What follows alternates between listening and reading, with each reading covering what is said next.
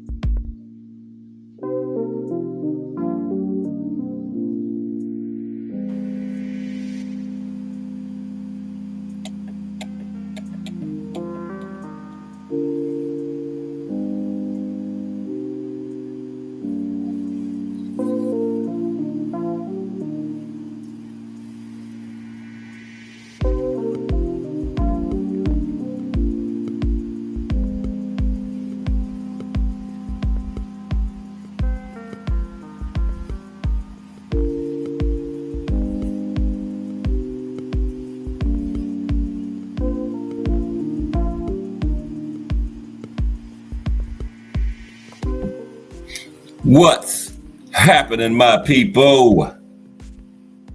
It's Cat Sports again, back for another afternoon with the family. That's right. You know what time it is. If it's Monday through Friday, 2 p.m., it's the Boxtorian bringing you all that boxing history. Boxing is the greatest sport of them all. That's why we love it. Can't get enough of it. Miss Cass, just do boxing. Salute to everyone and welcome to another episode of Cass Sports, the Boxtorian. Today, the life and career of the Miracle Man, Daniel Jacobs. The Miracle Man, Daniel Jacobs, has a family today. It's Friday, right at the end of another big week of boxing history. And we're going to finish it up with the profile as we always do. Daniel, the Miracle Man Jacobs today.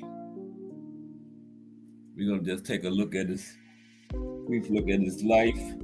We're going to go through the big fights on his resume.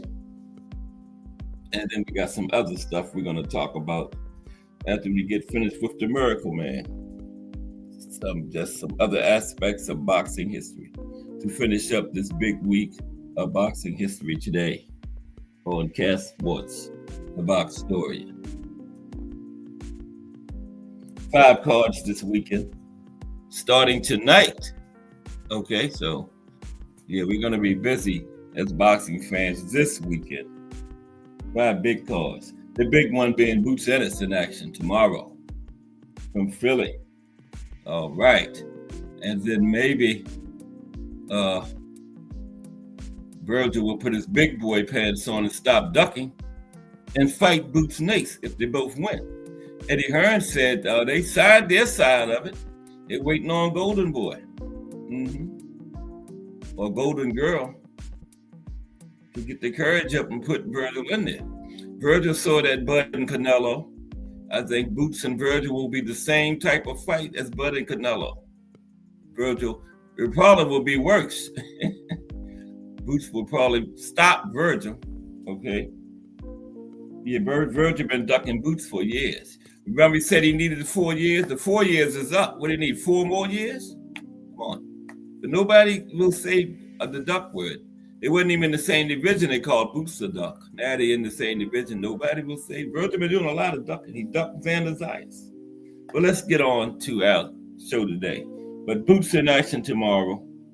Virgil later this year. Maybe Virgil will put his big boy pants on and get them in with Boots next year, hopefully. Donnie Williams in the building. What's up, Donnie Williams? Salute. But we're going to start out with our fight of the day like we always do. We dig back into the archives and come up with a classic fight from the past to start the show off. So let's get started with our fight of the day. But salute, Donnie Williams. Good to see you today. For the Miracle Man, Daniel Jacobs, today. But let's get started with our fight of the day so we can get to the Miracle Man. The sooner we do this fight of the day, the sooner we can get started with the Miracle Man.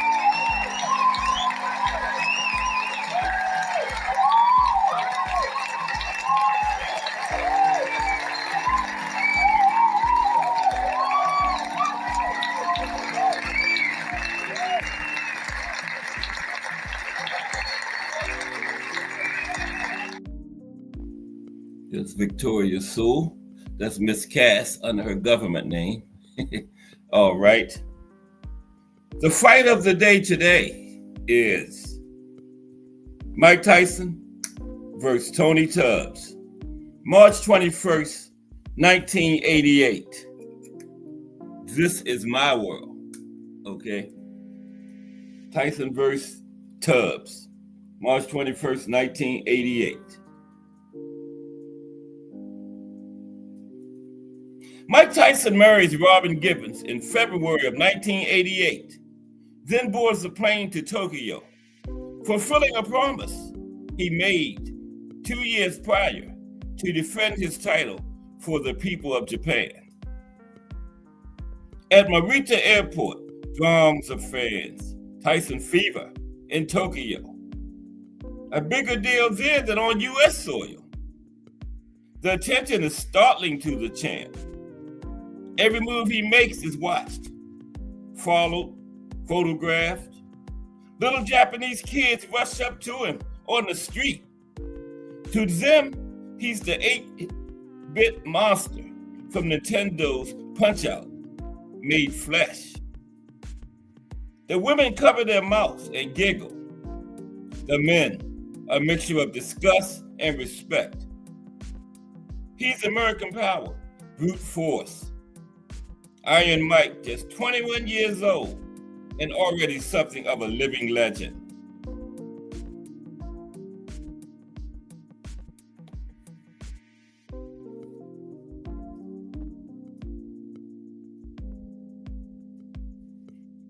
Of Tokyo, Tyson says, "It feels like I left home and went to another planet. But this is still young Mike, polite Mike. See him sitting at the press conference, behind a ring of pink roses, smiling, doing his best to understand, intimidated, tentative. Does no one speak English?" he politely asks. It is in Korakuen Stadium that Tyson finds comfort. The huge white Tokyo Dome, the Big Egg, He's come to do a job, to protect his championship, his undefeated record.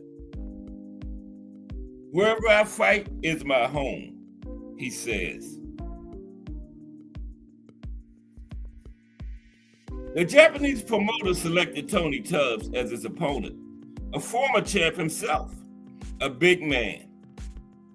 They decide Tubbs is the most likely contender to extend the fight with Tyson, to take it deep into the late rounds. Big Tubbs, 30 years old, has always struggled with his weight. He weighed 212 in his first professional fight, and just 20 fights later, he's 30 pounds heavier. Likes to eat and not fond of training. Now, the promoters offered him a $50,000 bonus if he could come into the Tyson fight under 235. Tubbs comes in at 238 and a half, 3.5 pounds over. So he didn't get the $50,000 bonus. What's up, Mike Grimm in the building? Salute, Mike. Good to see you today. Mike Grimm in the building. Salute, salute. Fight of the day, Mike Tyson versus Tony Tubbs.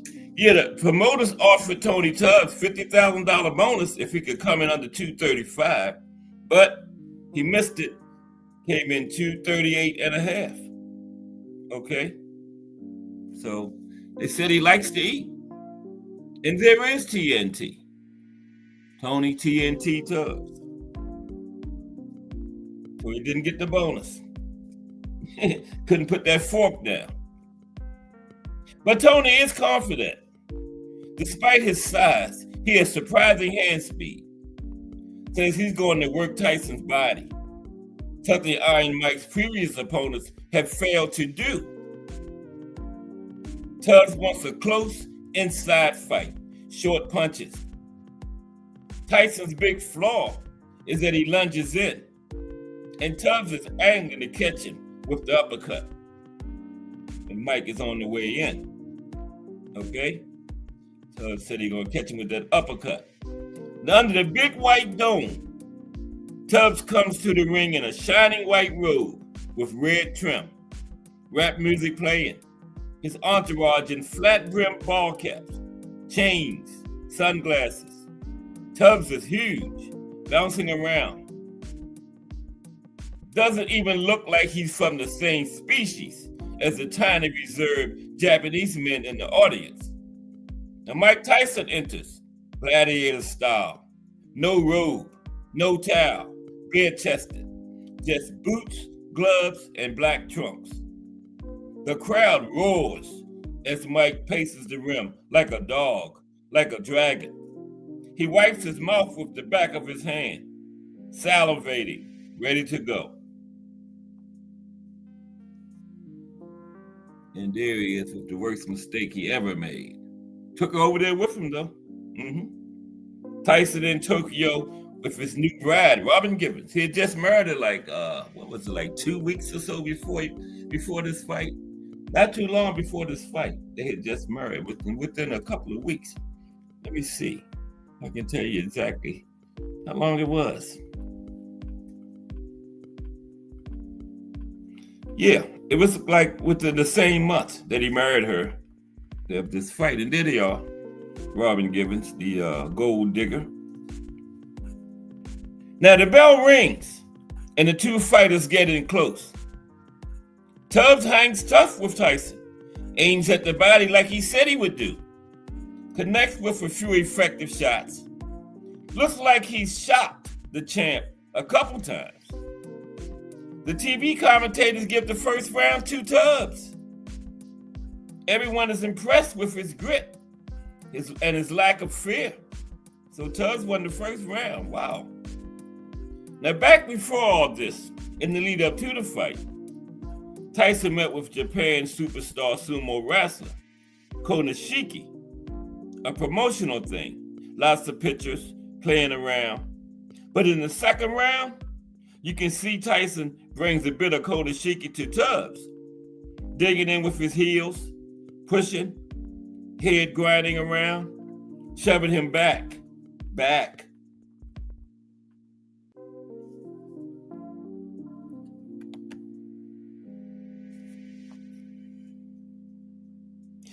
With a minute left in the second round, Tyson lands a huge left. Tubbs practically sits down on the ropes. Then it's a right to Tubbs' big gut and straight up to the head with another right hand. Lightning fast work, two hard shots just before the round's end, and Tubbs is trying to hang on. Steps out, takes a bit of space from the champion, but that only opens the door for one of Tyson's classic lunges, and this one is brutal. Tyson slams Tubbs in the side of the head with a massive left hook. It's surprising. Seems to come from nowhere. Tubbs' hands are still up around his face, but he's spinning around on his toes, his motor skills failing. Wobbling, he turns his back on Tyson and falls, deflated, into the corner. His team throws in the towel and soon puts another under Tubbs' head to soak up the blood. Yeah, that was the end of it. It is the end right there. Right there. That's a big boy, too. Woo. The Tokyo Dome probably shook when he hit.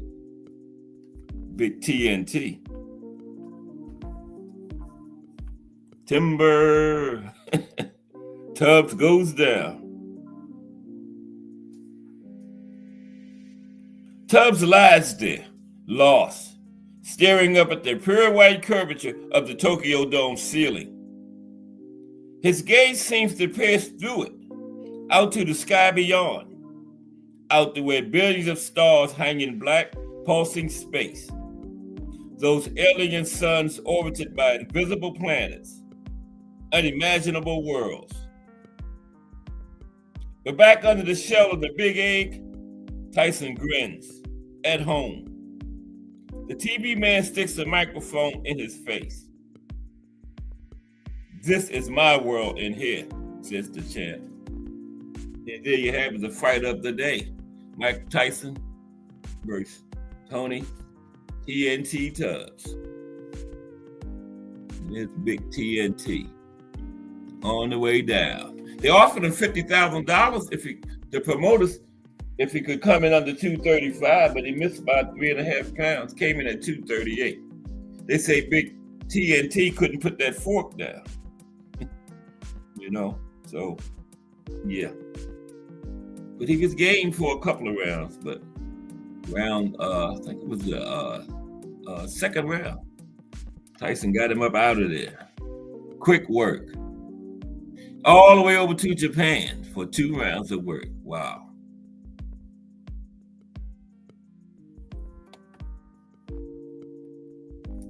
Okay, so today is going to be Daniel Jacobs, the Miracle Man. Life and career. Yeah, I was saying Tyson Fury, but it was just too much. Too much nonsense. So Daniel Jacobs, a good replacement, the Miracle Man. Let's get into it.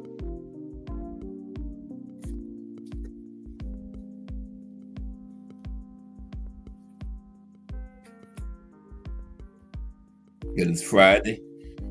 Like Moxie Arnie was telling us yesterday, we got 5 cards this weekend starting tonight. The big one being Boots Ennis. Tomorrow, it's Lima. I forgot Lima's first name.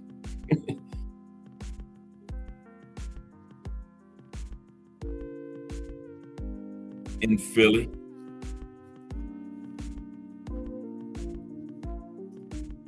Philadelphia, Pennsylvania. We got big Mark Madov, the big Russian guy who can't take a body punch. Babayev made him quit. Big guy weighed about 240. Quit. They're like, no Mars. I was like, what? It would have been better if he would have just finished the round and then let his corner throw the towel, and he quit in the middle of the round. Wow, that was bad. But he's back in there this weekend. We'll see what happens with him. Got some big fights coming up, though. Like I was saying in the opening, hopefully we can get Boots and Virgil in there. Eddie Hearn said they signed their side. Golden Boy is bluffing. Everybody keep calling Boots the duck, but Boots had done signed his side of the contract, right? So if they both win, hopefully we get that next year. But I think that will be just Bud Canelo 2. Boots and Virgil will be Bud Canelo 2.0. Might be worse. Yeah, Virgil's style is tailor-made for Boots, just like Stanionis was. I think Virgil might be a little bit more technical than Stanionis, but not much. Okay. He likes to stand up in the pocket and bring pressure. That's right up Boots' alley. Boots will stop him. Whereas Bud dominated Canelo to the distance, Boots will stop Virgil. Might not take him that long either. And they know it. That's why they bluff it, half-stepping. Oscar knows it. Oscar knows boxing inside out, and he knows it. Virgil is his masterpiece over there right now. He ain't trying to get him beat this early, but you can't keep ducking this fight. So, let's go. But let's get started with the Miracle Man, Daniel Jacobs. Now, Daniel Jacobs is an American former professional boxer. He competed from 2007 to 2024. He held the WBA middleweight title from 2014 to 2017. And he had the IBF middleweight title from 2018 until 2019. Okay? The Miracle Man.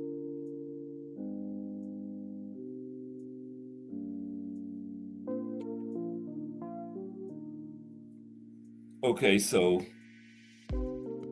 yeah, he was been called the Golden Child.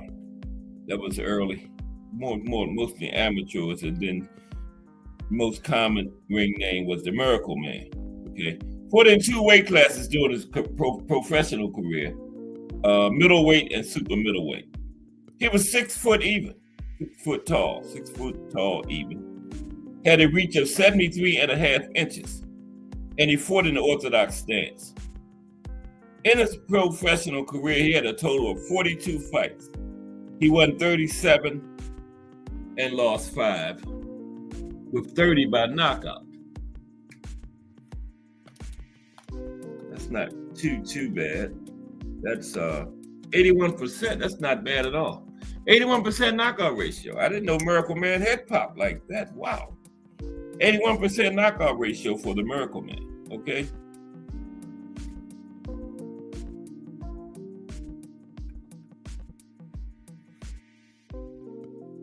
Now, like I said, nicknamed the Miracle Man, Jacobs' career was almost cut short in 2011 due to osteosarcoma, a rare form of bone cancer. You had to practice that like 15 times before I got it. Osteosarcoma. A rare form of bone cancer. He went on to make a full recovery after spending 19 months out of the sport. Returned to the ring too. We're going to get to that later. Meanwhile, recovering from severe operation-induced injuries, generally perceived as crippling. But he made it back to the boxing ring, right? These type of operations he had are generally conceived as crippling to a person. He made it back, competed professionally as a boxer. Wow. Okay, let's look at the Miracle Man's early life. DJ. Now, wait a minute. Early life. There we go. Now, Jacobs was born and raised in Brownsville, Brooklyn. He was raised by his mother, Yvette, Yvette Jacobs, his grandmother, Cordelia Jacobs, and his aunts. Jacobs graduated from Erasmus High School. Now, he got into boxing at age 14 due to being bullied. He found out the guy that was bullying him was attending a gym and learning how to box. So Jacobs joined the same gym to learn how to box. And when they put him and the guy that was bullying him in the ring together, Jacobs beat him up. After that, the bully never came back to the gym again. Okay? That's what you got to do for bullies. Fight them. Bullies don't want to fight. They just want something easy. Bully, right? That's what they want. They don't want to fight. They want to bully. So Jacobs beat the bully up, and the bully was so embarrassed, he never came back to the gym again. Right? So let's look at Jacobs' early career. Now, his early career. Amateur career. Amateur career. Now, as an amateur boxer, Jacobs recorded 137 wins and 7 losses. In 2003, Jacobs won the Junior Olympics National Championship at 154 pounds. In 2004, he won the United States National Championship in the 19 and under division. That was a Police Athletic League National Championship. He won the U.S. National Championship. He won a Police Athletic League National Championship and a National Golden Gloves Welterweight Championship. All of that was in 2004. In 2005, he won his second Police Athletic League National Championship and also won the National Golden Gloves Middleweight Championship.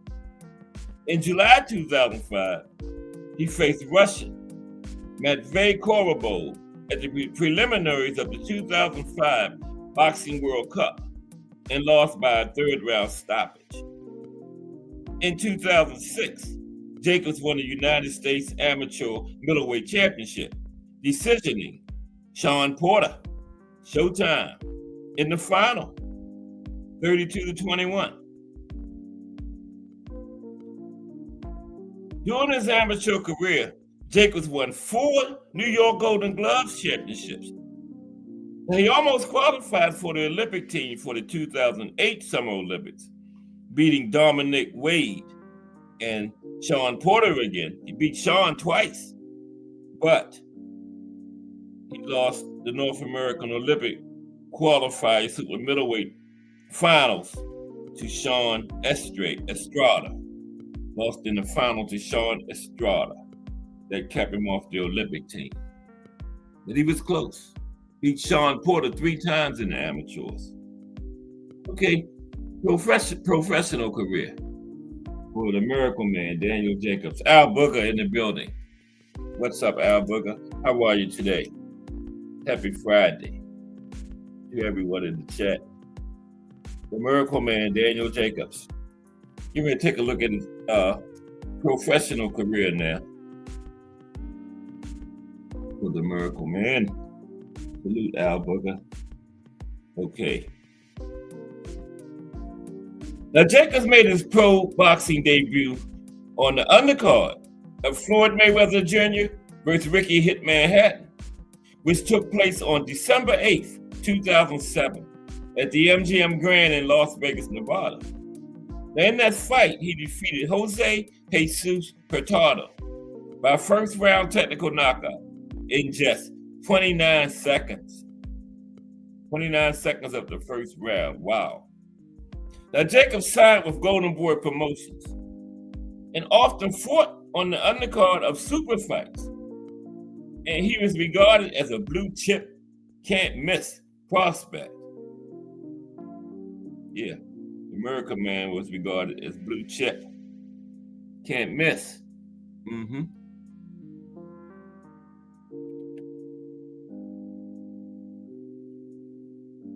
On April 27th, 2009, Jacobs agreed to replace junior middleweight James Kirkland, who was arrested on a gun charge.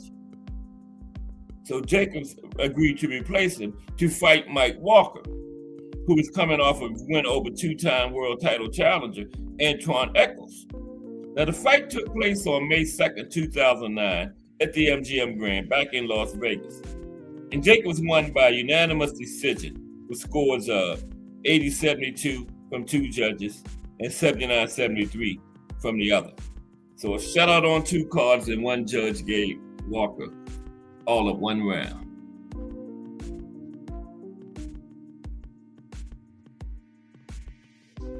I went back.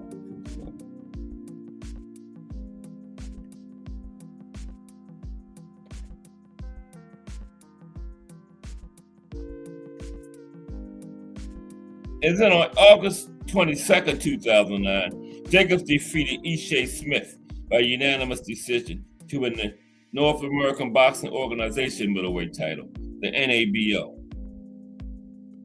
So then he took his first significant step up. He went up against Dmitry Pirog.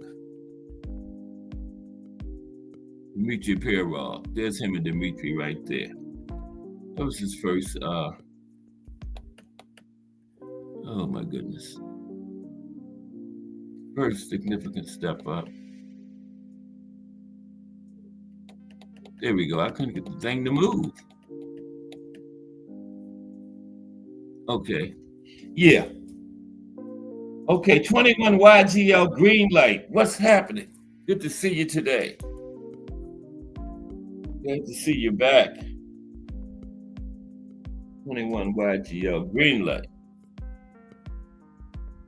Always giving some good participation in the chat. I appreciate that, 21 YGL green light. Appreciate you coming back to support today. The life and career of the Miracle Man, Daniel Jacobs today. So now, yeah, he's taking his first big step up here, Dmitry Pirog, in his career. There's him and Dmitry right there. Okay, so on July 31st, 2010, Jacobs faced undefeated Russian Dmitry Pirog. This was for the vacant WBO middleweight championship. This was Jacobs' first major title shot too, WBO. Now the belt at last belonged to Sergio Martinez, who was stripped due to not complying with the WBO's rules. And the fight took place at the Mandalay Bay Event Center in Las Vegas, Nevada. Now, because he fought a lot on undercard. I don't know which undercard that was. Maybe it was the main event. But anyway, it was at the Mandalay Bay Event Center in Las Vegas. He fought a lot early in his career in Las Vegas. Jacobs did. Now, Pirog was a 3-1 underdog going into the fight. Now, Jacobs was up on the cards when it was caught with a massive right hand against the ropes and knocked out in the 5th round, handing him his first career loss. After the fight, Pirog said, after the 2nd round, I knew I was good. I hurt him in the 2nd, and I knew I would come back and do it again. Yeah, Jacobs was leading on the card. He was a 3-1 favorite coming in, but Pirog caught him and got him out of there. Now, Jacobs did win his next 2 fights before he was diagnosed with that cancer, osteosarcoma. Yeah, that's when he went out with the sickness. Okay. So let's talk about his return after that. Return after cancer treatment. We're not going to go through. Well, later on, we're going to talk a little bit about that cancer situation. But right now, return after cancer treatment. On October 20th, 2012, having fully recovered from cancer, Jacobs made a successful return to professional boxing with a first-round knockout win over Josh Luderin.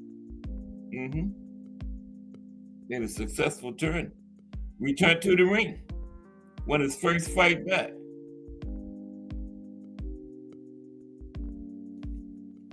He sure did.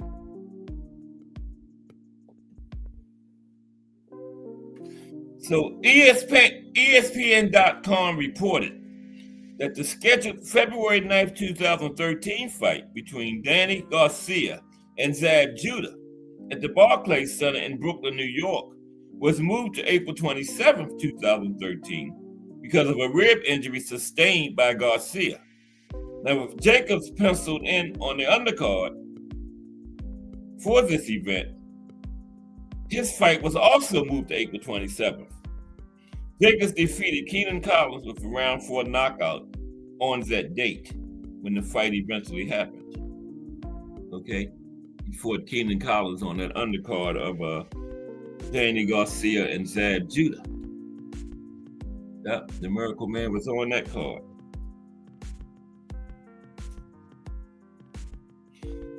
On August 19th, 2013, Jacobs captured the WBC Continental Americas middleweight title by a third-round knockout of Giovanni Lorenzo during the premiere of Golden Boy Live on Fox Sports 1.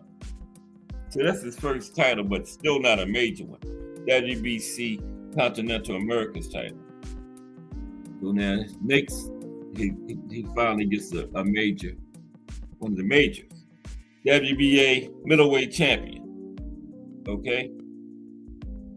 On August 9th, 2014, Jacobs won the vacant WBA middleweight title with a 5th-round TKO over Gerard Fletcher at the Barclays Center in Brooklyn, New York.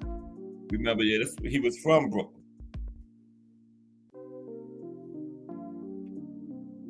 Yeah, that's him and Fletcher right here. I got a little bit ahead of myself. That's him and Fletcher right there. Yeah, the Barclays Center in Brooklyn, where he was from. That's where he won his first major title at, in front of the home crowd, right? Now, Jacobs dropped Fletcher in the first round with a left hook, and in the 5th round with a right cross. With the win, Jacobs became a world champion. First major title. It feels so great to win this belt, Jacobs said. It's the greatest moment in my life. And Jacobs stated that he wanted to fight Peter Quillin next. He did fight Quillin. It wasn't next, but he eventually got him in the ring. Next was Caleb Truax. Caleb Truax. That's not hard to pronounce. Truax, right? That's him and Caleb Truax right there. Now, his first defense came against Caleb Truax, whom he comfortably outboxed for 11 rounds until he scored a knockdown and got a stoppage in the final round. Final round. So his first defense is Caleb Truax was successful. And he fought Sergio Mora twice. This is one. Jacobs then fought former junior middleweight champion Sergio Mora. Now, Jacobs started the fight tentatively, but was able to time and counter Mora with a right hook that put the latter on the canvas. Mora was able to return the favor when Jacobs tried to apply pressure to get a quick stoppage, right? You know, sometimes you knock somebody down and you lose your defensive responsibility. And that's what Jacobs did. He knocked Mora down and got excited, lost his defensive responsibility, and got knocked down in return, right? The fight would then be stopped when Mora retired after injuring his right foot in round 2. After the fight, Jacobs once again said he was looking to fight Quillin. Yeah, he did get the win. Mora couldn't continue in round 2. Okay. And then the next fight, he did get Peter Quillin. He wanted to fight Quillin, and he got him. So let's see what happened. All right, the Autism Boy, Cottage 81 in the building. What's up, Autism Boy? How are you today? Good to see you. I think we all subscribe to the Autism Boy, but if not, great channel. Drop your links. Anybody with a channel always got the open invitation to drop your link in the chat. You know, let's salute the Autism Boy. Okay, yeah, we talking about the Miracle Man. Daniel Jacobs. So he's won his first title. I think he made 2 defenses now, and he was calling for Peter Quillen ever since he had won it. And he finally got it. Okay. Finally got Peter Quillen in the ring. On December 5th, 2015, Jacobs beat Peter Quillen by TKO in the first round, right? First round. Jacobs landed the lead right hand that caught Quillen flush on the temple and heavily rocked him. Jacobs then attempted to finish the fight, landing non-stop hard combinations for the rest of the entire round, right? He landed another big punch that saw Quillen staggered over to the ropes, at which point the referee saw that Quillen was highly disoriented and waved the fight off, with no complaint from Quillen. Many, including Floyd Mayweather Jr., felt that the fight was stopped too early. Yeah, Floyd was at the fight, but Danny was up like middleweight, so he wasn't going to fight Floyd, but Floyd was just there. He thought the fight was stopped too early. Yeah. And then him and Sergio Mora too. He had stopped Sergio Mora before, remember, I think it was the second round. So Sergio Mora too. In September 2016, he had a rematch against Sergio Mora. He complained that the fight was a step back for him, as he thought he'd beaten Mora convincingly the first time. He stopped him in the second round, right? So he complained about why was y'all putting him back in there with Sergio Mora again. You know, he was with Golden Boy at the time. On fight night, Jacobs scored 2 flash knockdowns in rounds 4 and 5 before getting a dominant TKO win. Mora went down 3 times in round 7 before the referee stopped the fight. So like he kind of had a point, you know. I stopped this man in the second round. Why you put me in there with him again for? And then he stopped him again. To the 7th round this time, but he knocked him down 3 times. Right? Okay. Salute, appreciate you, Autism Boy. Cottage 81. So then came Triple G. He fought Triple G and Canelo. Jacobs got a pretty good resume. Yeah. Sergio Mora, Peter Quillen. Very good resume. Okay, Jacobs versus Golovkin was next. Triple G. Now, Jacobs was engaged in negotiations with WBC, IBF, IBO, and WBA middleweight champion Gennady Golovkin through 2016. Jacobs was Golovkin's mandatory, as both fighters held WBA belts as part of the WBA's stated plan to unify these titles. WBA President Gilberto Mendoza confirmed in an email to Ring TV that a deal had to be made by 5 p.m. on December 7th, or a purse bid would be held on December 19th in Panama, home of the WBA. So later that day, the WBA announced a purse bid would be scheduled for minimum bid of $400,000, with Golovkin receiving 75% and Jacobs 25%. Now, although purse bids were announced, Loeffler stated he would carry on negotiations, hopeful that a deal would be reached before the purse bid.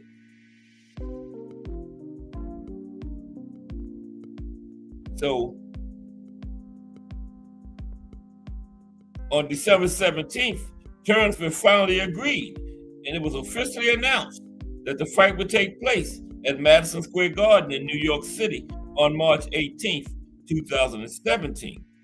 And the fight would be shown on HBO pay-per-view. Now, at the official weigh-in the day before the fight, Golovkin took the scales at 159.6, while Jacobs weighed in at 159.8. Wow, it's basically the same thing. A couple ounces different. Now, Jacobs declined to compete for the IBF title by skipping a fight day weight check. Yeah, so he didn't want to do that 10-pound rehydration thing, so he didn't compete for the IBF. You can do that, because if you come in 10 pounds over, the IBF won't be on the line for you. So Jacobs said, forget that. I don't even want to fight for the IBF. So he didn't have to do that weight check this fight day, Now, unlike other major sanctioning bodies, the IBF requires participants in title fights to submit to a weight check on the morning of the fight, as well as the official weigh-in the day before the fight. At the morning weight check, they can weigh no more than 10 pounds above the fight's weight limit, right? Now, this was for middleweight. Jacobs came in at 182 pounds, 12 more than Golovkin. No wonder he didn't want to go for the IBF. Triple G came in at 170, right? That's 10 pounds above the limit. So Triple G was good, but Jacobs was 22 pounds above it. So no wonder he didn't want to go for the IBF. He knew he was going to be more than 10 pounds, right? So that's smart. Didn't do him no good though. Triple G still beat him.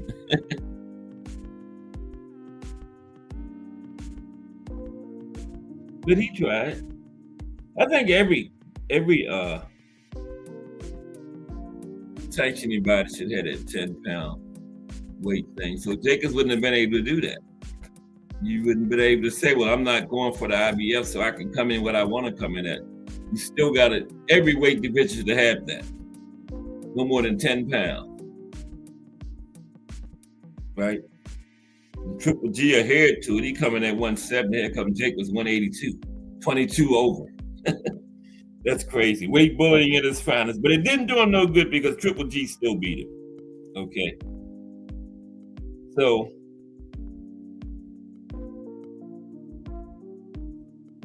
in front of a sellout crowd of 19,939, the fight went the full 12 rounds. This was the first time that Golovkin fought 12 rounds in his career, in his pro career, right? Golovkin's ring control, constant forward pressure, and effective jab led to a 115-112 twice and 114-113 unanimous decision victory. It was a good fight, though. He gave the Miracle Man gave Triple G and Canelo a very good fight. Both of those fights were very close. We're going to get to Canelo. Triple G was 115-113 twice, the 115-112 twice, and 114-113 on the other card. So very good fight. Unanimous decision, though, for Triple G. And that ended Jacobs' 23, into Triple G's 23-fight knockout streak, which dated back to November 2008. Remember, that was Triple G's first fight going the distance in his career. In the fourth round, Triple G dropped Jacobs with a short right hand along the ropes for a flash knockdown. Now, Jacobs recovered, but Golovkin controlled most of the middle rounds. Jacobs was effective in switching between orthodox and southpaw stances, but remained on the back foot. Both fighters were warned once in the fight by referee Charlie Fitch for rabbit punching. Now, according to CompuBox punch stats, Golovkin landed 231 of 615 punches for 38%. Jacobs landed 175 of 541 for 32%. Now, Jacobs thought he had won the fight by 2 rounds and attributed the loss due to the potential big money fight that is Triple G versus Canelo Alvarez.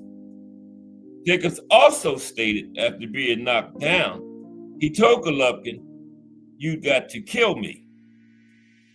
In the post-fight interview, Golovkin said, "I'm a boxer, not a killer. I respect the game." Before revenue shares, it was reported that Golovkin would earn at least $2.5 million compared to Jacobs' $1.75 million. Okay, so they both made out pretty well in a close fight.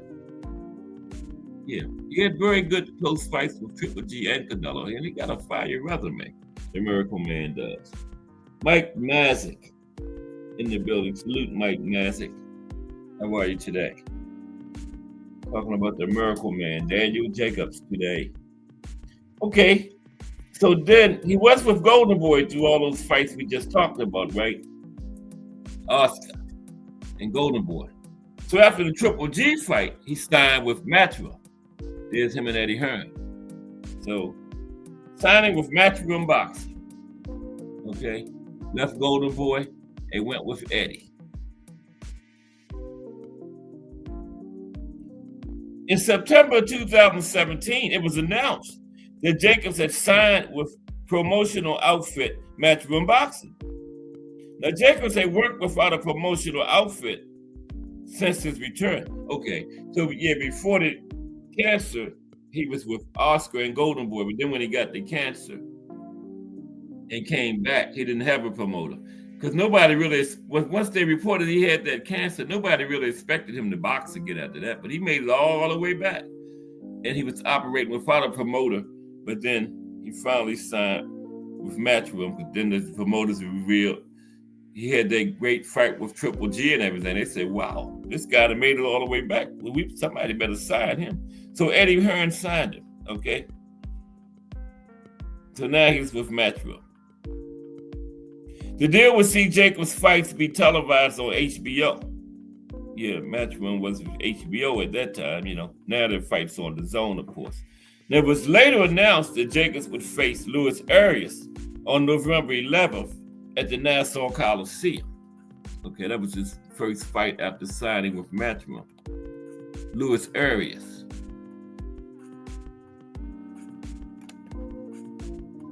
Yeah, there's him and Luis.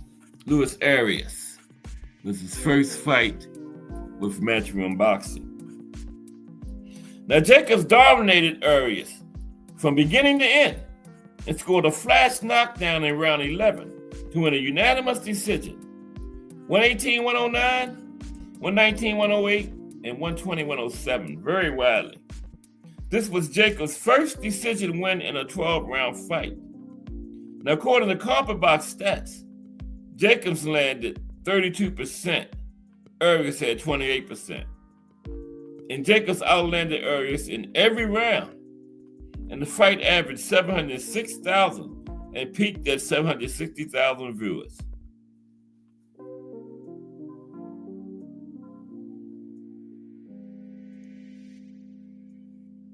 Okay. Jacobs versus Sulecki. Sulecki.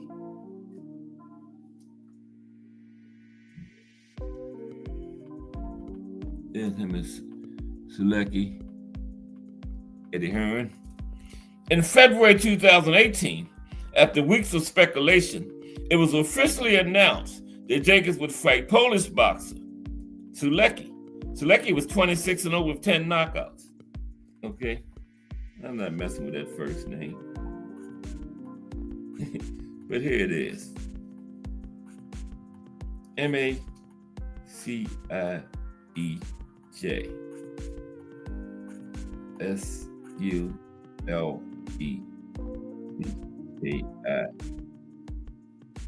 Yeah. That was Sulecki. I'll just say Sulecki. And Sulecki was 26-0 with 10 knockouts. Okay? And the fight was on April 28th at the Barclays Center in New York City, televised on HBO. Now, on March 30th, the WBA elevated the fight to be an eliminator for the middleweight title. Jacobs won 116, 111, 170, 110, and 115, 112 on 3 judges' scorecards. So that's what get me with those judges, though, man. You're not going to have the exact same scores, but one got 117, 110, one got 115, 112. Like they watching two different fights. Right. Now the fight averaged 811,000 viewers and peaked at 874,000 viewers. Okay. So then Jacobs versus Derevyanchenko. Syllabalize that. I done heard a lot of people say that. Derevyanchenko. And that's right too. Jacobs versus something like that. I'm gonna stop. On April 27th, the IBF ordered Gennady Golovkin to defend his title against Ukrainian contender Sergey, Derevyanchenko. Now, this came after the Golovkin versus Alvarez rematch broke down, and Golovkin decided to fight Martirosyan on May 5th. Now, the IBF allowed Golovkin to fight Martirosyan as long as he would fight Derevyanchenko afterwards. On June 6th, Golovkin was stripped of his IBF world title due to not adhering to the IBF rules. The IBF granted Golovkin an exception to fight Martirosyan, although they would not sanction the fight. However, told Golovkin's team to start negotiating to fight mandatory challenger Derevyanchenko by August 3rd, 2018. And the IBF released a statement in detail. On June 25th, the IBF ordered a purse bid to take place for Jacobs versus Derevyanchenko on June 11th. On July 20th, according to Ring TV, the fight would take place for the vacant IBF middleweight title that was stripped from Triple G on November 10th, 2018 at the Nassau Veterans Memorial Coliseum in Uniondale, New York. And Jacobs won that one by a split decision. And then came Canelo. He fought Triple G, and Canelo didn't do bad. Two very good fights against both of those people, Triple G and Canelo. He got a fire resume, like I was saying. So Jacobs versus Alvarez. Canelo. In his next fight after Derevyanchenko, Jacobs faced Mexican boxer Canelo Alvarez in a bid to unify his IBF title with Canelo's WBA, WBC, and ring middleweight titles. In a mostly tactical fight, both fighters managed to avoid a lot of punches. Canelo proved to be the more elusive and efficient of the two, winning the fight by unanimous decision. 116, 112, 115, 113 twice to unify 3 of the middleweight belts. He had all of them except for the WBO. Then Canelo had the IBF, WBA, WBC. He never became undisputed at middleweight because somebody he didn't want to fight had that WBO. It might have been, it was either Jamal Charlo or Andrade. You notice Canelo wasn't too concerned about being undisputed at middleweight because somebody had that WBO he didn't want to fight. And it didn't become too enthused about undisputed at 168 until David Benavidez lost it, got stripped of that WBC, remember? Jacobs versus Chavez Jr. Well, I missed that. Oh. I totally missed that. I didn't even see that when I was, wow.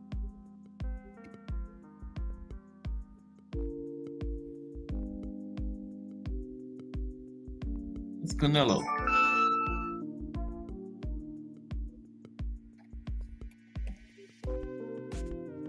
Yeah, that's Canelo. Okay, Jacobs versus Chavez Jr. On December 20th, 2019, Jacobs faced Julio Cesar Chavez Jr. Now, Chavez Jr. started the fight well, but after 2 rounds, Jacobs figured out his own plan of attack and started to land on Chavez Jr. and to hurt him. This prompted Chavez Jr. to quit after 5 rounds due to an alleged nose and hand injury. Then Rosado.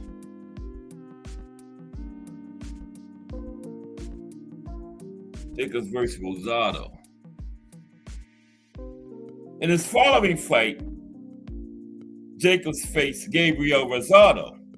In a largely underwhelming fight, Jacobs, who came in as a heavy favorite, had a rough time against Rosado and scored a narrow split decision win. Two of the judges had it 115-113 for Jacobs, and the third had it 115-113 for Rosado. That was a very good fight. And it surprised me because Jacobs was heavily favored coming into that one, but that would turn out he almost lost it. Split decision. Rosado put up a very good fight. It's a good fight to watch. Very good fight. Daniel Jacobs and Rosado. Gabriel Rosado. I think it was in 2019. And then his final fight was Shane Mosley Jr. Jacobs versus Mosley Jr. and then retirement.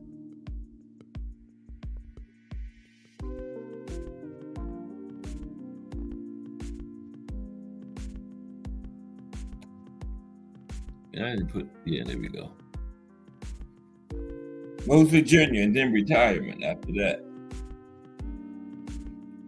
Jacobs lost to Shane Mosley Jr. by unanimous decision in a 10-round super middleweight fight at the Honda Center in Anaheim, California on July 6, 2024. With the ringside judges scoring the fight 99-91 twice and 190. Wide loss. He got 1 point on 2 cards and nothing on the other one. Got shut out on one of them. Now, a week after the fight, Jacobs announced his retirement from boxing. In July 2025, Jacobs stated he would consider ending his retirement for a fight with YouTube turned pro boxer Jake Paul. But that never happened with Jake. I remember when he said that, but never fought Jake. Personal life for the Miracle Man. Now, in May 2011, Jacobs was diagnosed with osteosarcoma, a life-threatening form of bone cancer. After receiving successful treatments at New York Presbyterian Hospital, he returned to the boxing ring, and he has one son. And there you have it, the life and career of the Miracle Man, Daniel Jacobs. Yeah, I'm not going all into that cancer situation and everything, because I got some other stuff we're going to talk about. But yeah, the Miracle Man, Daniel Jacobs. Yeah. Great resume. Like they fought Canelo and Triple G, among others. Shane Mosley Jr., Gabriel Rosado. He fought Sergio Mora twice. Yeah. He fought the Russian guy, Dmitry Perov. Yeah, he had a fire resume. Okay, so let's talk about some other things concerning boxing history now. Okay. Like this one. We're going to talk about Sugar Ray Robinson. Last fight.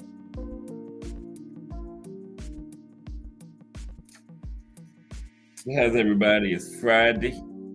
We're at the weekend. 5 cards this weekend. 1 tonight. Yeah. We got a card tonight. The big one of the weekend is Jerron Boots Ennis. That's tomorrow. And then maybe if Virgil gets by Lara, I forgot. Whoever he's fighting.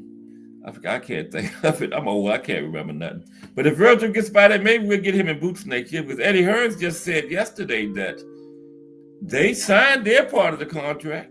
They're waiting on Golden Boy. But Oscar knows boxing well, and he knows that. I think Virgil and Boots will be just similar to Bud and Canelo, only Boots might get the stoppage. But I don't think it's going to be that much difference of a fight. You know? But everybody's calling Boots the Duck. They wanted to fight Virgil in August. Wanted him to be his first fight at 54, but Virgil said he was busy. And then he signed to fight Lubin. He didn't have no fight then. He did not have a fight when they first offered him the Boots fight. He did not have a fight. He signed to fight Lubin after that. He was ducking. But they said Boots was ducking. They wasn't even in the same division. Go figure. People just got their narrative and talking points, you know. Neither one of them is ducking, really, to be honest with you. It's the team and the promoters and stuff that keep these fights from happening. Like Oscar and that protection racket he running over there. That's what keeps the fights from happening, not the fighters. If you could just tell the fighters, here's the money, go fight, we would get all these fights. Back to back to back to back to back to back. You know? But to get paid by these promoters, and these promoters run their careers and tell them when they can fight this one, when they can't fight that one. That's the problem right there. It's not the fighters, it's the promoters.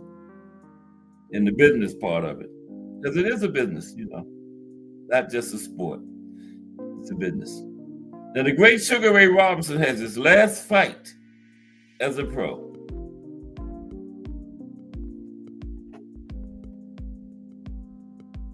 There's him and Carmen Basilio, I believe.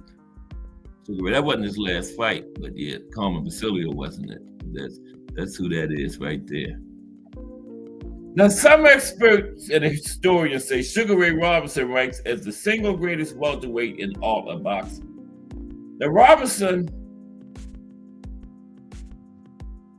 who had his most famous fight when he was campaigning as a middleweight, where he won the world title a staggering 5 times, was said to be at his blinding peak when operating at 147 pounds. Now, his last fight at welterweight.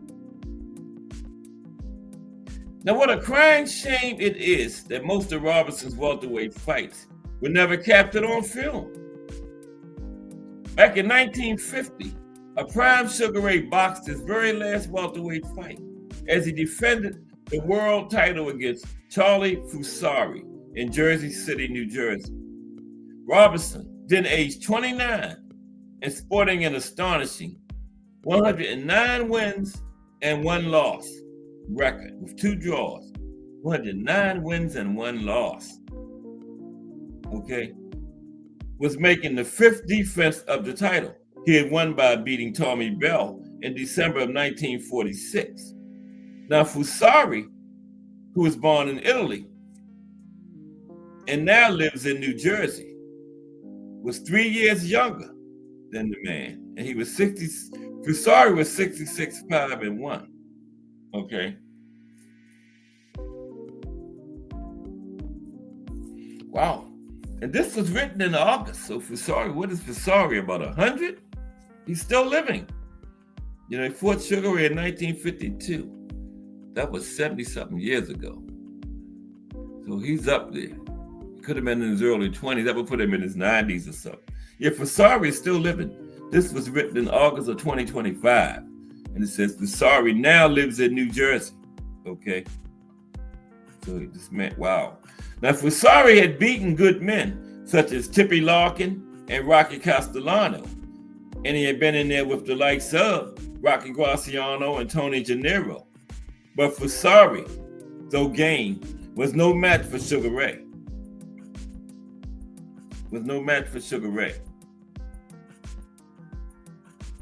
Now, Robinson, who failed to make weight for the fight, okay? Failed to make weight. They had to pay a visit to the steam room to finally make it. Wrote in his autobiography that he carried Fusari all 15 rounds. The referee and sole scoring official, Paul Cavalier, had it 13-1 for Robinson at the end. That's 14. 13-1 for Robinson. Must have had a draw at the end in 1 round. Robinson took home $1 for his nice work. $1. The remainder of his purse was donated to the Damon Runyon Memorial Fund for cancer research. Sugar Ray was a champion in and out of the ring. He made $1 for that fight. Now, the fight was no classic, and it did seem as though Sugar Ray, who knocked Fusari down along the way, to his lopsided decision win. Could have closed the show had he tried to do so. Yeah, they say it was rumors that Sugar Ray, sometimes for the mob, he didn't throw fights, but he encouraged fighters extra rounds. And he didn't say he did it for the mob, but he admitted after this fight that he encouraged this man 15 rounds. So why? You don't get paid overtime, and you was only getting paid $1. You was donating your money to the cancer fund. So why did you encourage this man 15 rounds? That's very interesting. There was rumors that that's the way he did it. He cooperated with the mob. He encouraged fighters longer than they should have went in fights. And he said he took this man 15 rounds. Why? When you only making $1? That's very interesting. Was the mob involved? Thomas Hill in the building. What's up, Thomas Hill? That's very interesting. He said he encouraged this man 15 rounds. Right? Why? And he only got paid $1 because he donated his purse to the Damon Runyon Cancer Fund. So maybe he made more than that $1. Maybe he got some money from the mob for encouraging this man 15 rounds. The plot thickens, right? Encouraged him 15 rounds, only made $1. So it made it easier to donate that all his purse to the cancer fund because he was getting some money from the mob on the side, right? I'm not saying that's what happened, but it sounds very possible. But after this fight, Sugar Ray was back in the ring just 16 days later. At middleweight, he went up to a new weight class just 16 days later. And he boxed at middleweight full time from then on. One fight at light heavyweight. The rest of his career was at middleweight. Now, Robinson had fought a number of earlier fights at 160 pounds while he was at welterweight. But now he knew he was no longer able to drag himself down to 147. As all Sugar Ray's millions of fans knew, the man born Walker Smith Jr. would achieve a heck of a lot whilst fighting at middleweight. But yeah, I'd say he's his best years is at welterweight though. I put a couple guys in front of him at middleweight, like Hagler and Harry Greb and King Carlos Monzon. Yeah. But middleweight, I would say Sugar Ray is number one. But I mean welterweight, but middleweight, I don't know. I don't know. I got a couple in front of him at 160. The welterweight, nah, he's the man. Okay, let's see. Let's talk about this. Joe Bugner. No, Lennox Lewis. Lennox Lewis turned 60 this year, right? Let's talk about Lennox for a minute. He turned 60 this year. Lennox did, okay? Let's see. Lennox Lewis at 60. I got something on lights. Yeah, we're gonna look at lights out. Let's look at lights out now. James Toney. He turned 57 this year. Let's look at that one. James Toney at 57. Lights out. I came to that first. Now I can't find it. James Toney at 57.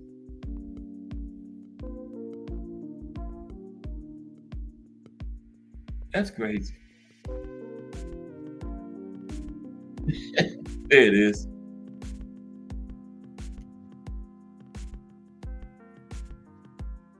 Okay. No. Joe Frazier.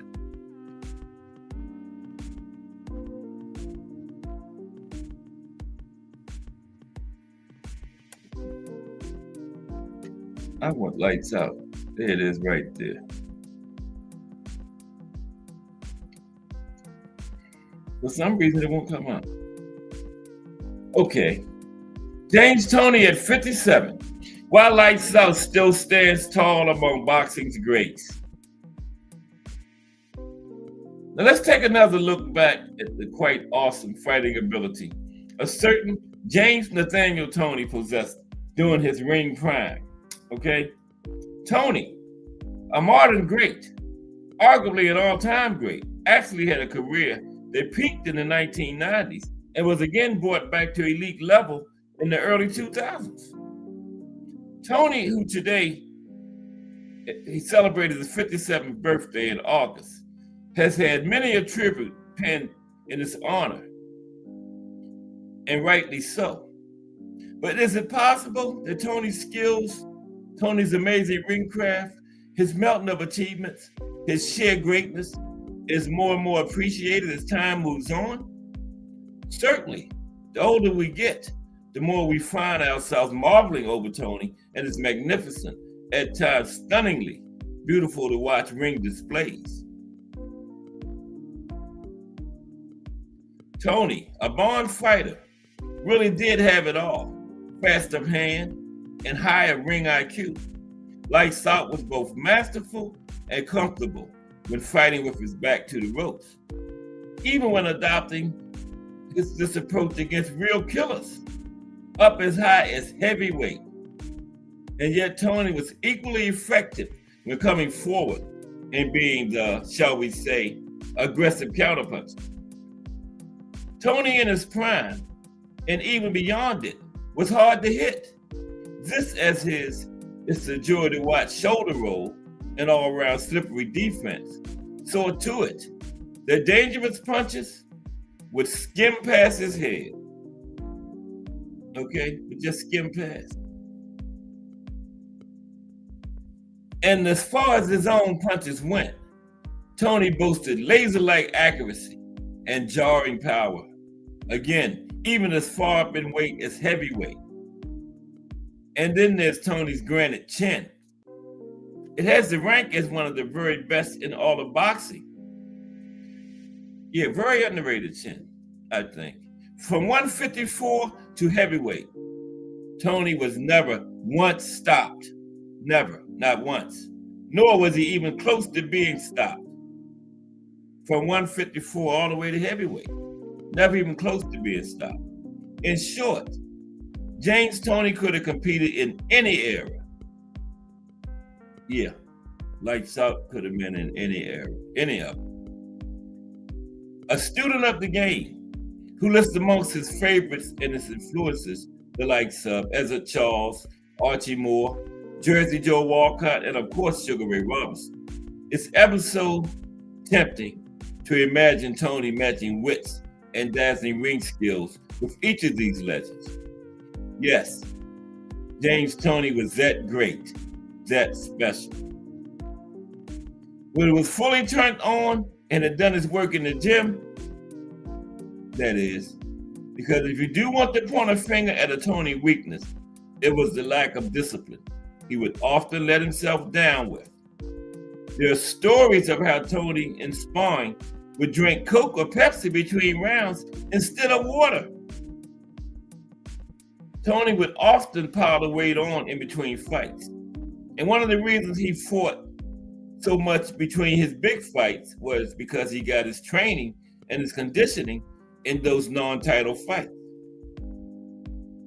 But when he was at his best, when Lights Out knew he had something to fight for, and he had locked himself in the gym, when he was fully focused on the task at hand, Lights Out was a master.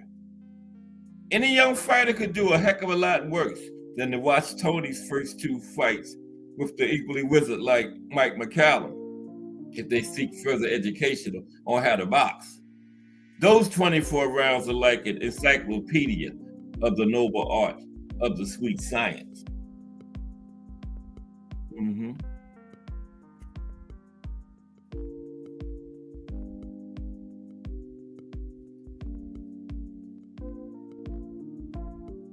So too is Tony's return to greatness fight with Vasily Giro.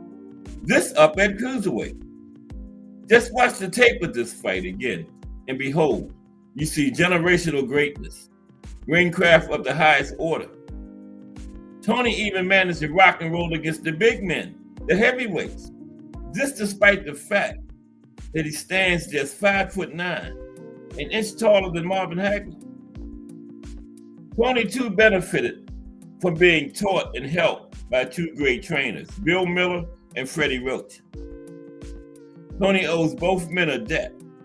which he readily acknowledges. Tony from 1991 to 2003, and yes, undisciplined times in between, was one of the best to ever do it. Upon watching or rewatching Tony's best fights, now in 2025, some 20 to 30 years or so after they took place, a fan really can find themselves appreciating Tony more and more. Tony's final numbers are almost as old school as those that were compiled by some of his ring heroes, with Lights Out going at 77 wins, 10 losses, 3 draws. Okay, that's 90 fights altogether, 47 knockouts, with a couple of no contests in there too. So he had over 90 fights, had a couple of no contests. And again, in those 90 fights, Lights Out was never stopped, right? Never stopped. Lights Out. James Toney, okay? We just talking a little history about various subjects. The sport of boxing. Daniel Jacobs was the profile today.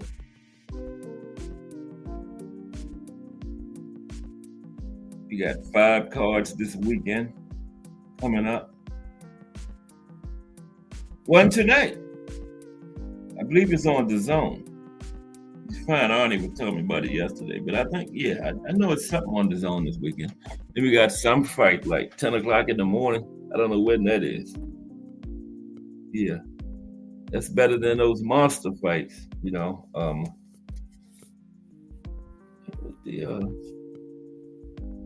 there it is. At 3 o'clock. And I gotta look at this again. It's better than those monster fights. But I get up for them. It's worth getting up for the monster, you know.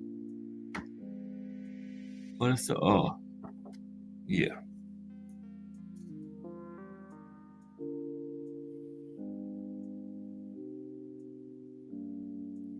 Okay, excuse me for a minute.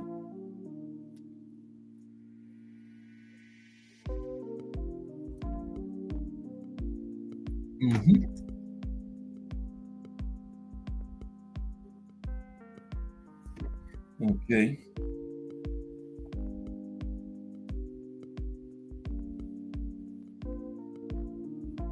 All right. I'm gonna put the link in there. Why not? It's Friday. We're at the end of a big week of boxing history. Let's chop it up if anybody wants to chop it up for like 40 minutes or so, till 4 o'clock. Yeah, we gotta get out at 4 today, so yeah, we got like 35 minutes. So if not, we got some other stuff too. But there it is.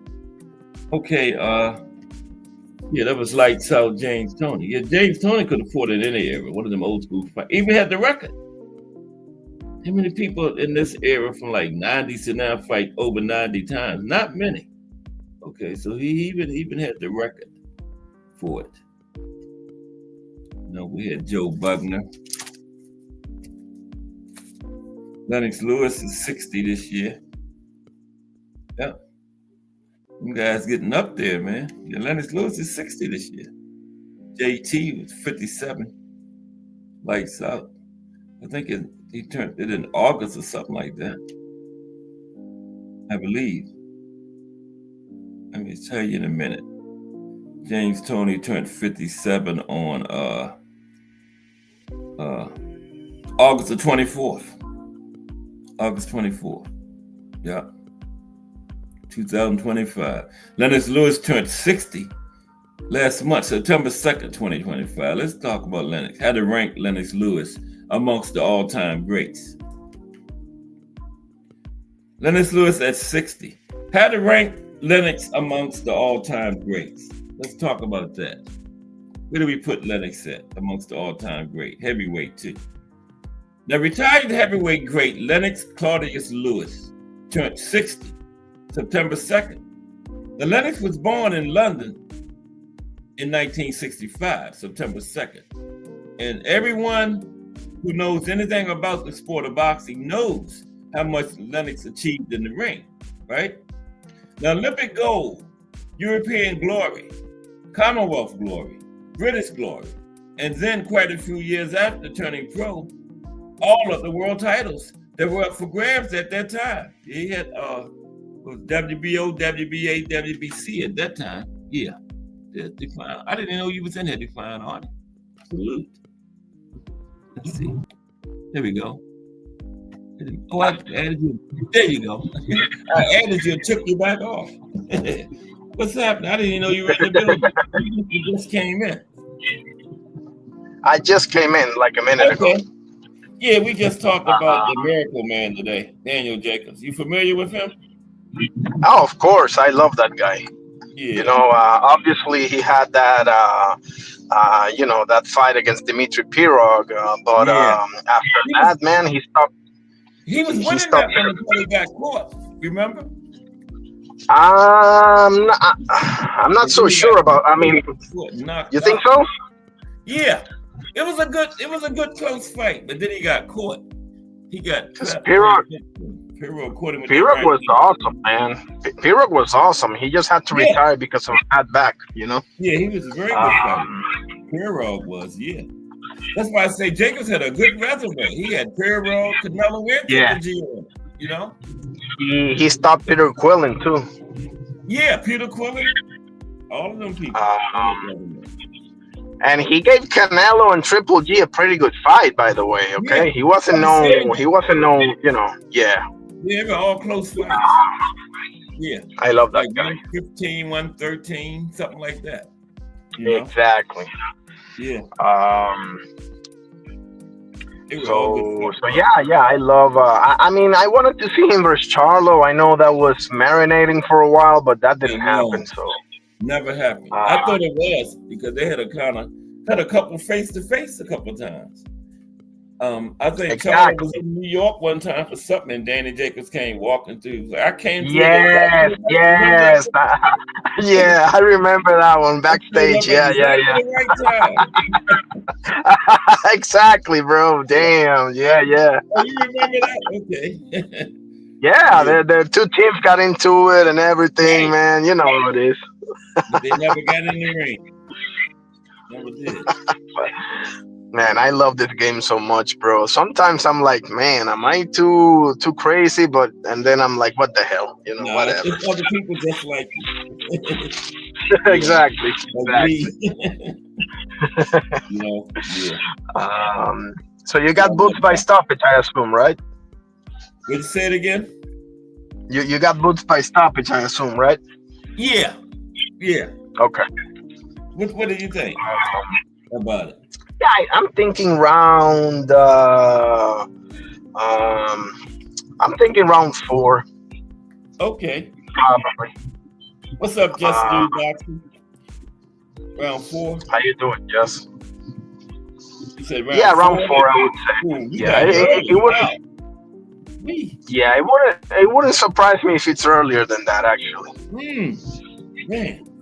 I was gonna get a guy to like 6 or something, but I don't know. Hey man, could be. We're just shooting. We're just shooting in the dark here, you know. But was the one tonight? We got one tonight too, right? You told me yesterday. Yes. What's the name? I can't remember the name. But I think it's like 8 or 9 or something. Okay. That's cool. Wow. Big weekend. The only one. Oh yeah, the only one that 4 out of the 5 are in the zone because the one today is in the zone, and all 3 of tomorrow, Allen and Makhmudov and Ennis and also Karen are all in the zone. Yeah. But the Sunday one, Shawas boy Joen Lee, he's not on the zone. Okay. What is he on? Damn. I know. I'm not sure.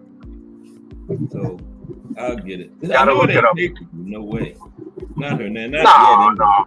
Not yet. Eventually. Speaking of pay-per-view, Cass. Can you believe that Parker and Wardley they're asking for money for that? Can you believe that? No, what? That ain't no paper. I promise you that, bro. Well, I won't be seeing that one. I'll see that on YouTube or somewhere or something later on. Right, like an hour after it's over or something like that. Yeah. That's right. Yeah. That's paper. Don't like. Yeah, man. Like that. Don't insult my intelligence like that, man. Yeah. Like what the heck? They got to be paid. Who promotes them? Is that Eddie Hearn? I think so. I'm not sure though, because I know that as far as heavyweights, Frank Warren's the one that has the most. Yeah. But I'm trying to I don't think Parker. I don't think Parker's with Frank Warren though. No. I don't think so. He might be with Eddie though. Okay. Remember that 5 versus 5? No, Parker wasn't in that. You remember the 5 versus 5?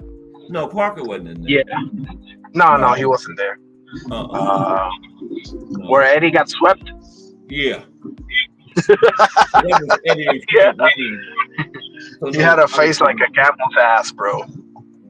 I was thinking Parker was one of them. I can't remember who promotes Parker. Me neither, man. It's It might be. I don't think he fought Waldo on that Riyadh season thing. Remember? yes. So it might Yes. be Eddie. Then he fought. And then he fought Dang. On the next holy shit, bro. There's a big ass accident here. Give me a second. Holy shit, bro. Like a 3-card accident here. Excuse me. What? Okay, I'm good now. I'm past it. Man, Okay. nasty stuff. Anyway, what were you saying? I think it could be Eddie. You know? Because he fought Wilder and Zeddy Zhang. That was both on the Riyadh season. So, I think it's Eddie. Yeah. They gotta get that boy a title shot, bro, for real, man. Like I'm starting to, yeah, man. It was bad enough when Dubois pulled out last minute, and you had to bring McCauley out from God knows where. Yeah, I remember. Yeah. To fill in. That was crazy. He looked like he just stepped out of the restaurant from dinner into the ring. McCauley did that. Literally, bro. Literally. He was so out of shape. Yeah, that was crazy, man. Wow. Listen, I would do it. I would do it too. I mean, Turkey calls me like, listen, this guy pulled out. I'm like, how much? Okay, sign me up, bro. Mm-hmm. For the money, yeah. Yeah, screw it, man. Because I was really high on McCauley, man. I hated to see him go out like that, I'm sorry, you're cutting out a little bit. Say that again. I was really high on McCauley. I hated to see that happen, see him go out like that, man. But hey, like you say, the money. Can yeah. Okay. I mean, put it this way, right? Let me put it to you this way. Like, I get it, because if you're not making this money, somebody else is. Yeah. Right. Somebody's gonna say yes. That's right. That's a right. good point. So it might as well be you. That's right. That's right. Yeah. Exactly. Yeah. Like, that's true.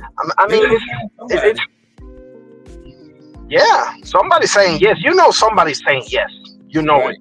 So, might as well be you, buddy. Right. You know what I'm saying? Like, yeah. I wanted to ask you. I wanted to ask you about Inoue versus Nakatani.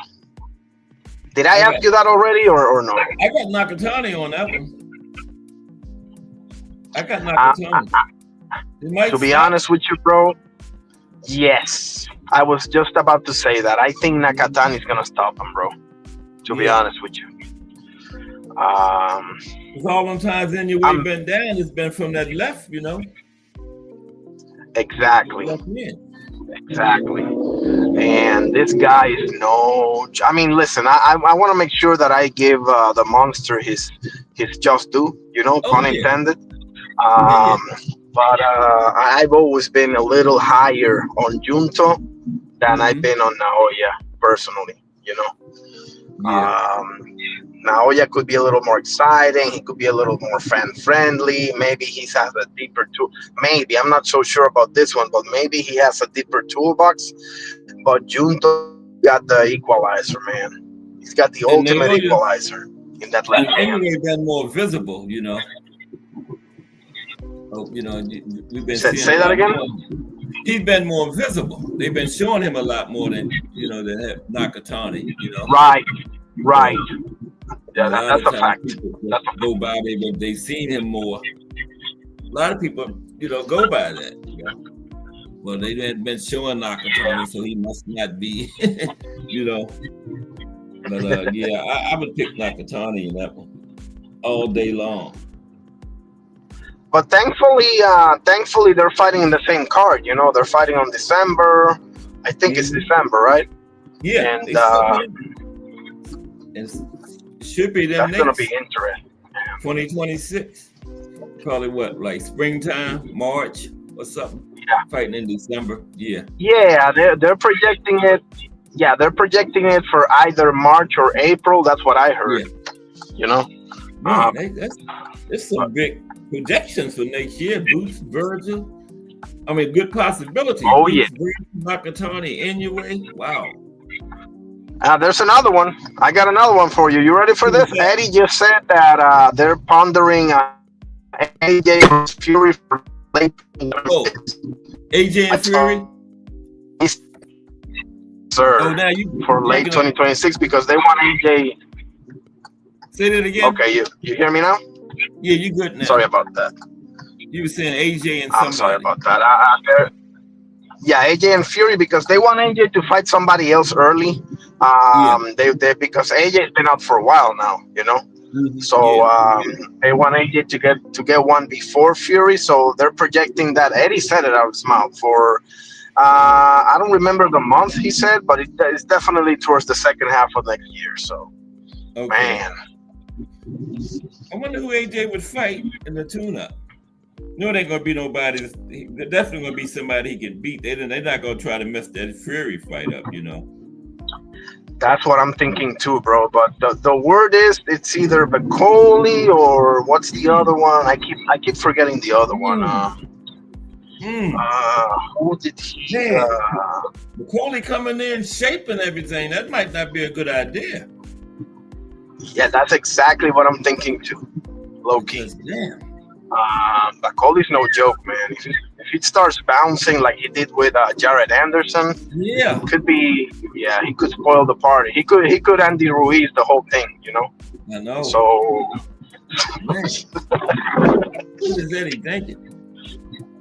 Maybe Man. they're gonna get Bacoli a little extra money on the side or something. Tell him, what you gotta do. Honestly, bro, I would pick like a Torres or somebody like that. Yeah, you know, somebody like that. Yeah. Yeah.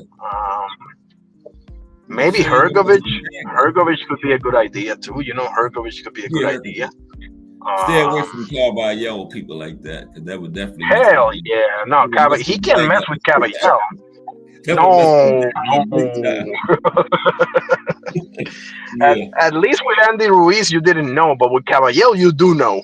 Yeah, you Don't know, give me that.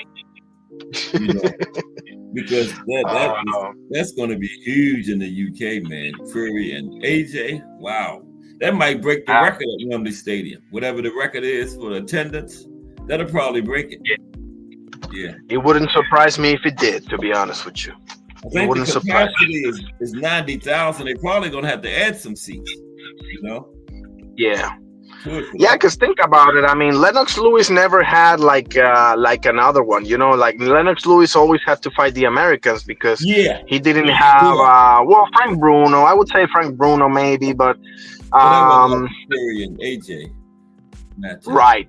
He didn't have that type of, no, he didn't. I can't. He didn't have that dance partner. You know, Ali had Frazier and Foreman. You know, you need those dance partners, you know? Yeah. He had, like you said, the Americans, Holyfield, Tyson, those people. Shannon Briggs. Yeah. He now, one of them would have been British. He would have did it. Tyson. Exactly. They was American. Yeah. Yeah, he didn't But have the right era. He was in the wrong era, you know. Yeah. yeah, I mean, he did have a very good resume. I'm not the biggest Yeah. fan of Lennox Lewis. You know, I'm not the biggest fan. Me I'm not. neither. I Me neither. I look at him. I look at him kind of like an Andrew Ward, and here's what I mean. I'm not the biggest fan, but I do respect him. I do respect Yeah. him. How can you not, right? How can you not? But you know, Um, I thought he should have fought Vitaly Klitschko. He retired. You know, yeah, remember the fight? Klitschko was winning it, then he had to stop all cuts, and that should have definitely been a rematch. Everybody thought that was going to be and Lennox retired. You know, and I'm like, what? that was smart for him to do. To be honest with you, that was smart because he was winding down. You know, he wasn't Yeah. the same. You know, it was obvious, and Vitaly pretty much had his number. You know, Right. He knew that. he just had that cut. You know, and Vitaly, to be honest with you, Vitaly to me has always been 10 times better than Vladimir. That's just Yeah, me. You know. of course. Yeah, Vitaly was the better one. Now, if Vladimir would have had Vitaly's chin, he would have been awesome. Oh yeah, Corey Sanders happened. Yeah, the Corey was chinny. Sanders. Yeah, Vladimir was chinny. You know. He was for sure. Yeah. But Vitaly didn't have all those title defenses or anything like that Vladimir had. But No, he didn't. Vitaly, He didn't. but he was so complete, bro. He was good, man. He was really good. I keep telling people. You know, and the mother made But, them promise to never fight each other. Did you ever hear that story? Say that. Oh, go ahead and tell it. Go ahead and tell it. No, I just said the mother made them promise to never fight each other. I They didn't know probably that. wouldn't have done anyway, you know. Those were real brothers. They had people play the friendship card. Yeah, I wouldn't want to see two brothers fight each other. Not for real, you know. In a real Me fight. neither. I mean, I've noticed that some communities or countries, rather, I should say, they don't really like fighting each other. Like Cubans don't like to fight each other, Yeah. and Yeah. Eastern Europeans don't like to fight each other either. You saw Loma never wanted to fight Berencic, for example. I mean, I know people in the Turbiev did, but you know, you can always find an exception like people in the Turbiev, right? But you're the two best in the division, you know. Well, That's different. Yeah. They was on a collision course, you know. Exactly. They disputed and everything. Mexicans don't have a problem fighting each other. Americans, it depends. You know, Americans depend. Depends. But I mean, I don't mind it either way. You know, we here in Puerto Rico, we depend also because Tito fought Camacho, and Edwin Rosario also fought Camacho. But I would. I mean, Camacho. Yeah, I would. Camacho. But I've heard some instances where they didn't want it to happen, which is fine too. You know, it's fine too. I don't know their relationship. You know, maybe when you train with somebody and they help you and you don't want to fight them, how can you disagree with that? You know, how can you hate on that? Yeah, you got another situation. And you know, Ken Norton and Joe Frazier didn't fight each other. They was good, and they had the same trainer. And it's like Eddie Futch told them didn't want them to fight each other. The trainer, Eddie Futch. He didn't want them to fight each other. You know? That's good, man. I didn't even think about it that way, man. Thank you for that, man. And they were good friends.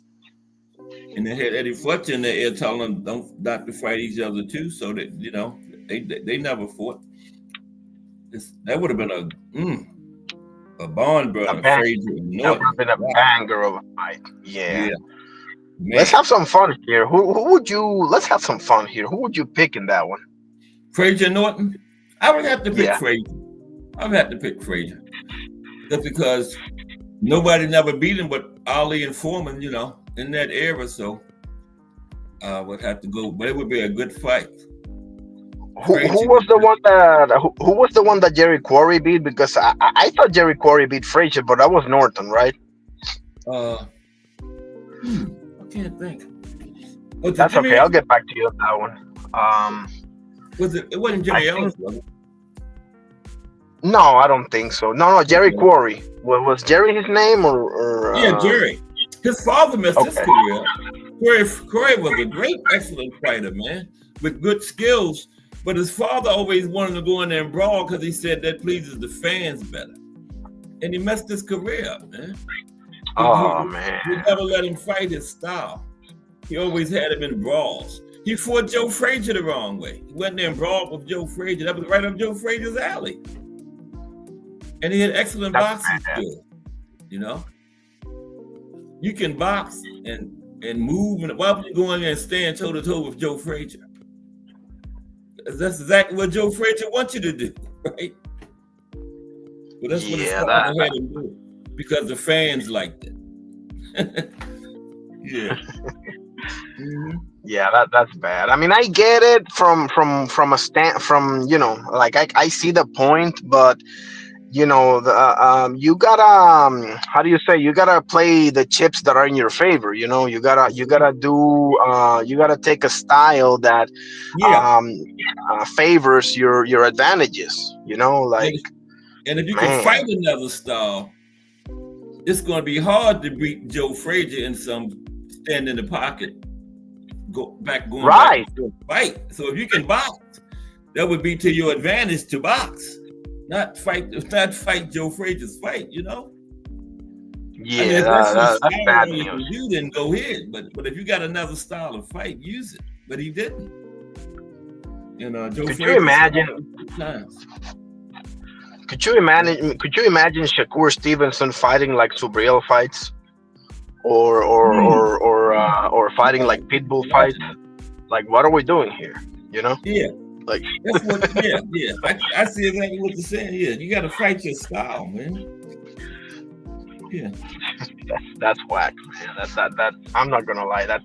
I mean, I again, like, I understand that you don't want to be this label of boring or avoiding fights or whatever little cute term they got going on here, but this is what we got, man. Not everybody's got a power in their hands. Not everyone's got a rough chin. You gotta screw the fans that are calling you whatever. You gotta do what you gotta do. It's your career. And then this is smoking Joe Frazier. Why you want to go out there and stand toe to toe with him? That's what he wants you to do. And you can box. Use your skills. Exactly. Brawl with somebody else, not Joe Frazier. If you have the capability of boxing and not taking as much punishment, it doesn't make sense to not use it. Exactly. Yeah, that's all I was saying. Yeah. Man. And the father did the same thing to his two brothers. It was three of them, They weren't all heavyweights. But I think it was only one, but there was two of them. Okay. Three brothers that boxed. Okay. Jerry, Mike, and I think it was Bob. They weren't big as Jerry, the other two, but they did fight. Jerry was the most accomplished. The other ones never reached the top level. But they did turn pro though. But Jerry was the name. In the other era, Jerry probably would have been a champion, But he fought in the 70s, the best era ever of heavyweights, Yeah, the deepest, the toughest, Mm-hmm. You had three all-time great fighters just for starters, starters. And then you got Shavers, you got Ron Lyle, you got Quarry, you got Norton. Oscar Bonavina, Joe Bugner, all them guys, man, was back then. And because Holmes is a little later, right? Holmes is a little bit later. Right? A little bit like the end, toward the end of the decade. Yeah. Okay. But he fought Norton. He fought Norton was his first title in '78. Yeah, he fought Shavers too. Yeah. Norton was the only heavyweight champion that never ever won a heavyweight championship fight. He never in history. He's a heavyweight champion. So he never actually won a heavyweight championship fight. He got awarded the belt when Leon Spinks was stripped. Then he lost it in his first defense. Okay. It was never in Okay. another title fight after that. I didn't know that. I read that like a month ago. I did not. I was like, what?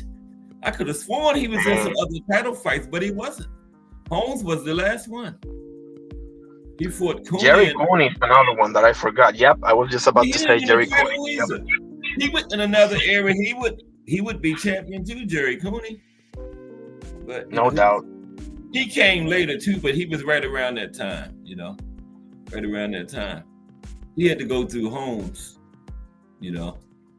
Yeah, the Foreman one was the George Foreman knockout of Jerry Cooney is the most gangster knockout I've ever seen in my life. Man, that was He ran through him, bro. that's hard to watch. Yeah. As long as I've been watching boxing, this is one of the hardest ones to watch right there, man. That uppercut. That was he bad, did. man. Ooh. Yeah. What was it like? You know, that was an interesting shot because it was. I was thinking because I saw it the other day, and thank you for bringing that up, by the way. That I think that's like a hybrid between a hook and an uppercut because if you look at the punch, it's not really an uppercut and it's not really a hook either. You know? What he hit him with like a cross or something first, and then the hook uppercut. With the one that got It's him. like he does. It's like he does this. That's why it's like impossible to block because he changes the trajectory of the punch in a way that you can't really block it, man. Like it's unbelievable, You can man. just I'm telling you. see it hit him, man, and you can almost feel it when it hits him. You know, man, that's a hard one to watch there. Wow. Yeah, it is. It is. What, and if I was wanting to be a boxer and saw that would steer me away from being a boxer. Like hell no, somebody might hit me like that, man. No, that could do some serious brain damage. Listen, I would prefer. I would prefer. I'm telling you, I would prefer to bring a knife to a gunfight than to get in the ring with George Foreman, bro. Oh man, trust me with that, man. No way. No. Send me to the front lines before getting in the ring with this guy. No way, man. Like the Michael Moorer fight, he was 45 years old, man, and knocked that man out cold. One punch. That's one of the greatest moments in boxing history, right there. Like, unbelievable. And I have that fight actually. That the Foreman Cooney I have in the top knockouts, right? That the list that I put in, and I have a lot more from Foreman there. But what number did you have? Foreman Cooney? Oh no, I'm not making those in order. I'm gonna make an open panel one day for that purpose to make those in order and everything because I want more people to chime in and everything. But the Foreman. Right? Foreman Oh Cooney. yeah, absolutely. I have like 5 of them. Foreman. I have the Frazier ones. I have the both of them. The Moorer one and the Norton one as well. He beat Norton up too in the early 70s. That's why everybody was so scared for Ali when what he did to. Right. My father told me that. My father told me he was literally scared to death for Ali. Can you believe that? Yeah, I was too. Mm-hmm. They said Foreman and his team prayed in the locker room that he didn't accidentally kill Ali in the ring before they came out. Man. Yeah. That's how scary that man was. Yeah, because Ali was middle 30s then, something like that. But he was getting up there, and he had, been in a lot. I'm making another list. I'm making a different list now. I'm making a list of most one-sided boxing fights of all time. Mm-hmm. Feel free to throw me recommendations. Okay. I'll think. When are you going to do it? Either if I go live tonight, I'm gonna start the group of 20. If not, probably Sunday or Monday. Yeah, I'll throw you something before you finish. Yeah. Yeah, you can also, if you don't have them right now, you can put it in the comments of one of my videos if you want to, or whatever the case may be. Cool. I'll do that. Appreciate it. Cool. I have a bunch of them. I have, Foreman versus Norton. I have Ali versus Cleveland Williams. That's a masterpiece. How about Foreman and Frazier? Oh yeah, for sure. Yeah. Both of them. You gotta look at some of the listings from the 50s. Both are listed in Patterson should be in there. Yes, those First are in round. there too. Yeah. Oh yeah. You already got them. Yeah. Jack Dempsey and Jess Willard in 1919. Oh my goodness! I gotta put that one. I have to put that one. That was the hardest to watch for me. That's the hardest fight to watch for me, bro. Yeah. Oh my God! In 1938 too. Say that again. Joe Louis and Max Smelling in 1938. The second one? Yeah, the one Joe Louis won. Because Smelling won the first one. But in the second one, he beat him so bad. He beat him in 2 minutes in the first round, right? Yeah. Smelling spent 2 months in the hospital from a 2-minute beating. He spent 2 months in the hospital from that 2-minute beating, man. Now that's one side. That's a beat down there. Yeah, he broke his back. Broke his back, man. Oh man, and I feel for Max Smelling, bro, because he was put in such a bad position because he didn't want any parts of that ideology, but he had to go with the flow. Otherwise, you're never gonna be seen again. Right? Wouldn't be able to go back home. Yeah. No way. Yeah. Yeah. But he didn't support that, but they had it like he was representing them, but he really wasn't. He wasn't. He didn't want to. But the rest of the world looked at it like he was. People looked at him like he was because he was German. Right. Yeah. Right. I mean, people do this guilt by association thing all the time, and it's like, listen, when people talk about Marciano or Liston or all of those that had ties to the mob, and I was like, listen, bro, it's not like you can just say no to them. It's the title. Look what Jake LaMotta did.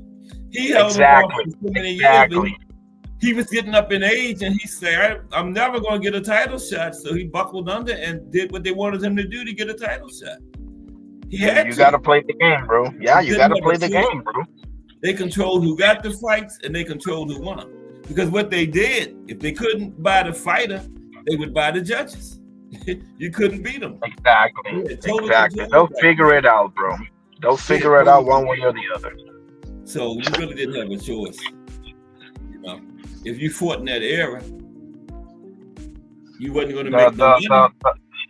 The mafia back then was as powerful as the cartels are right now. That's how powerful they were. They had control of boxing, man. 40s, early 50s. Yeah. Yeah. I gotta do something now, my brother. I can talk to you all day. Okay, I appreciate you. You coming on tonight? I think so. I'm not sure. I might not. But last night I did one, but it was a short one. Yeah. I think I will actually. I think I will because it's a little early here, so I got some time to gather. I'll be checking to see though, but I appreciate you though. Yeah. I appreciate you. Pick up on one side and stoppages for you too. I appreciate it. And I'll be calling the Boots fight on Saturday, by the way. But okay. What is it? 8 o'clock today? Could start at 8. I think it is. Yeah, I think it starts at 8. Yeah. Yeah, I'll be in there then. Appreciate you, sir, and I hope you have a great weekend. Okay, you too. Have a good one. And I'll talk to you later. All right, that's the Fine Arnie one. And appreciate everybody that came through today for the Miracle Man, Daniel Jacobs profile. Okay.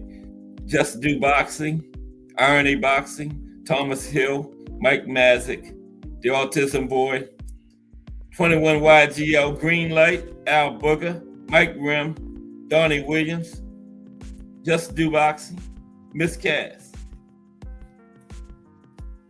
Okay, we'll be back Monday with some more boxing history. Appreciate everybody. If it's Monday through Friday, 2 p.m., it's the Box Story, bringing you all that boxing history. Everybody have a great and safe weekend. Just Do Boxing is straight ahead of us. This is Cast Sports to Box Story. I appreciate everyone 100 million, billion, trillion%. Everybody have a great weekend.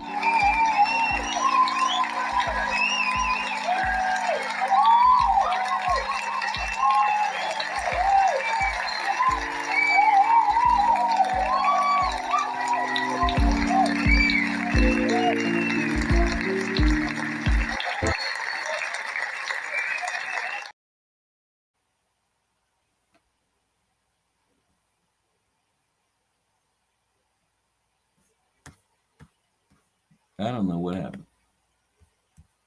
I'm out.